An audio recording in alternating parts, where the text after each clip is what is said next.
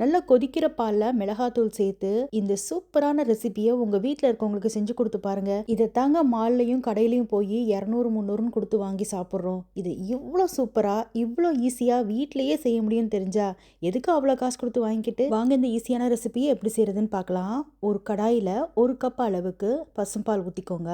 அது கூடவே 1 கப் அளவுக்கு தண்ணியும் சேர்த்து பாலை நல்லா கொதிக்க விடுங்க. பாலில் கொதி வந்ததுக்கப்புறமா அதில் மிளகாய் தூள், கொஞ்சமாக சில்லி ஃப்ளேக்ஸ், அப்புறமா மிளகுத்தூள், கொஞ்சமாக உப்பு சேர்த்து நல்லா கலந்து விட்டுக்கோங்க. பாலில் நல்லா கொதி வந்ததுக்கப்புறமா இதில் இப்போ 1/2 கப் அளவுக்கு ரவை சேர்க்க போகிறோம். கூடவே 3 டீஸ்பூன் அளவுக்கு கோதுமை மாவு சேர்த்து நல்லா ஃபாஸ்ட்டாக கலந்து விடுங்க. இல்லாட்டினா சீக்கிரம் கட்டிப்பட்டுரும். நல்லா கட்டிகளை உடச்சி விட்டு நல்லா அப்படியே மிக்ஸ் பண்ணிக்கிட்டே வாங்க. சின்ன சின்ன கட்டிகள் இருந்தால் பிரச்சனை இல்லை, ஏன்னா அடுத்த ஸ்டெப்பில் நம்ம அதை எடுத்துடலாம். இப்போ இதில் 1 டேபிள் ஸ்பூன் அளவுக்கு எண்ணெய் சேர்த்து அப்படியே அடுப்புலேருந்து இறக்கிருங்க. நல்லா ஆறட்டும். அடுத்தது இந்த ரெசிபிக்கு நான் பச்சை பட்டாணி ஒரு 1/4 கப்பை எடுத்து வேக வச்சு இப்போ சேர்த்துக்கிறேன்.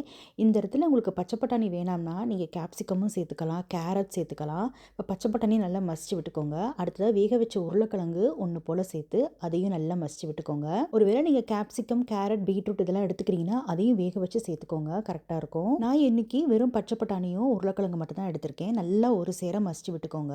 கம்ப்ளீட்டாக மசிஞ்சதுக்கப்புறமா அதில் நம்ம செஞ்சு ஆற வச்சுருந்த அந்த ரவை கலவையை சேர்த்து நல்லா ஒரு சேர கலந்து விட்டுக்கோங்க. ஃபஸ்ட்டு ரவை கலவையும் பட்டாணி, உருளைக்கிழங்கு எல்லாம் நல்லா கலந்து விட்டதுக்கப்புறமா அதில் பிரெட் க்ரம்ஸ் சேர்க்க போகிறோம். ஒரு 3 டேபிள் ஸ்பூன் அளவுக்கு பிரெட் க்ரம்ஸ் சேர்த்து திரும்பவும் நல்லா மிக்ஸ் பண்ணிக்கோங்க. உங்ககிட்ட பிரெட் க்ரம்ஸ் இல்லைனா அதை ஈஸியாக வீட்டிலே செய்யலாம். ஒரு 4 போல் பிரெட் துண்டை மிக்சியில் போட்டு அரைச்சிங்கன்னா பிரெட் க்ரம்ஸ் கிடச்சிரும் உங்களுக்கு. உங்களுக்கு பிரெட் க்ரம்ஸ் சேர்க்க விருப்பம் இல்லைன்னா இந்த இடத்துல நீங்கள் பொட்டுக்கடலை மாவோ இல்லை கார்ன்ஃப்ளவரோ சேர்த்துக்கலாம். இப்போ நல்லா எல்லாம் ஒரு சேர கலந்து விட்டதுக்கப்புறமா நல்லா இறுகி வரும். இந்த ஸ்டேஜில் உங்கள் கைகளில் எண்ணெய் தடவிக்கோங்க. இப்போ சின்ன சின்ன உருண்டைகளாக எடுத்து நக்கட் ஷேப்பில் உங்கள் உள்ளங்கையில் வச்சு ஷேப் பண்ணி எடுத்துக்கோங்க. இந்த மாதிரி பார்க்கவே அழகாக இருக்கும். இப்போ எல்லாத்தையும் செஞ்சு கொஞ்சம் நேரம் ஃப்ரிட்ஜில் வைக்கணும். கண்டிப்பாக 10 நிமிஷமாவது ஃப்ரிட்ஜில் வைக்கணும். ஃப்ரீசரில் இல்லை, ஃப்ரிட்ஜ் சைடில் வச்சு எடுத்திங்கன்னா நல்லா இறுக்கம் கொடுக்கும்.